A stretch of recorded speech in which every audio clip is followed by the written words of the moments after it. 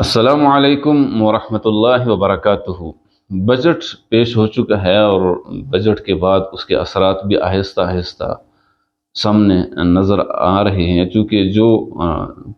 یعنی الفاظ استعمال کیے جاتے ہیں، یعنی جو لفاظی کی جاتی ہے بجٹ کے دوران، عام آدمی کو اس کا پتہ ہی نہیں چلتا کون سی چیز مہنگی ہوئی، کون سی سستی ہوئی۔ لیکن جو غور کرنے کی بات یہ ہے کہ پاکستان میں جو 2018 کی رپورٹ ہے اس کے مطابق میرے خیال میں کچھ 15-16 لاکھ کے قریب سرکاری ملازم ہیں۔ تو یعنی جب آپ بجٹ تیار کر رہے ہیں اور آپ تنخواہوں میں اضافہ کر رہے ہیں، آپ پینشنز میں اضافہ کر رہے ہیں، تو یہ جو باقی 22 کروڑ آبادی ہے، یعنی اگر 23 کروڑ اندازاً آبادی کی جائے تو اس میں 1 کروڑ بھی نہیں ہے، آدھا کروڑ سرکاری ملازم ہیں، باقی سارے لوگ پرائیویٹ کام کرتے ہیں۔ تو اس آدھے کروڑ کو، آدھے سے بھی کم جو لوگ ہیں، ان کو آپ تنخواہوں میں اضافہ کرتے ہیں، جیسے یہ ریاست صرف ان لوگوں کی ہے جو سرکاری ملازم ہیں، جو سرکار سے کہیں نہ کہیں ان کا رشتہ بنا ہوا ہے۔ یہ جو باقی لوگ ہیں، کیا ریاست ان کی نہیں ہے یا یہ ریاست کے بندے نہیں ہیں؟ یعنی ریاست میں ان کا کوئی حق نہیں ہے۔ تو یعنی یہ سرمایہ دارانہ نظام ایسا ہے کہ ایسے طبقے کو خوش رکھا جائے جس سے مزاحمت کی توقع کی جاتی ہو، کیونکہ باقی عوام سوئی ہوئی ہے، باقی عوام اس کشمکش میں ہے کہ میرے لیڈر کی مہنگائی درست ہے اور آپ کے لیڈر کی مہنگائی غلط ہے۔ سو اس تقسیم کی بنیاد پر آپ دیکھیں گے کہ وہ ایسا کوئی بجٹ تشکیل نہیں دیا جاتا یا اس میں ایسا کوئی اعلان نہیں کیا جاتا کہ جس سے پوری عوام کو بھرپور فائدہ ہو۔ ایک آدمی مزدور ہے اور وہ اس کی 1400 1500 1200 روپیہ مزدوری ہے دن کی،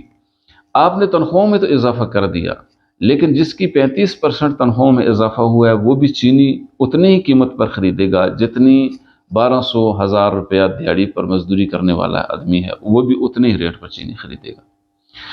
پیٹرول ہے تو وہ بھی 35% اضافے والا ملازم بھی اسی پیٹرول پمپ سے اسی ریٹ پر پیٹرول خریدے گا جس پیٹرول پمپ سے 1000 روپے والا مزدور بھی اپنے موٹر سائیکل میں، اپنی بائک میں پیٹرول ڈلوائے گا۔ سو یہ تقسیم ہمارے لیے اور اس قوم کے لیے نقصان دہ ہے، لیکن عجیب تماشا ہے کہ ہم یہاں پر اس دفاع میں لگے ہوتے ہیں کہ ہماری قیادت اور ہماری جماعت جو کر رہی ہے وہ صحیح ہے اور پچھلی جماعت میں جو مہنگائی تھی وہ غلط ہے۔ سو ہر وہ مہنگائی جو عام آدمی کو اس پر اثر انداز ہوتی ہے، اس کو بلا تخصیص یعنی اس کے کوئی جماعت کا کیا رول ہے، اس کو ریجیکٹ کرنا اور اس کے خلاف کھڑے ہونا اور اس کے لیے مزاحمت کرنا، یہ ہر شہری کا بنیادی حق ہے۔ سو جو اب بھی جو بجٹ پیش ہوا ہے اس میں بھی ملازمین کو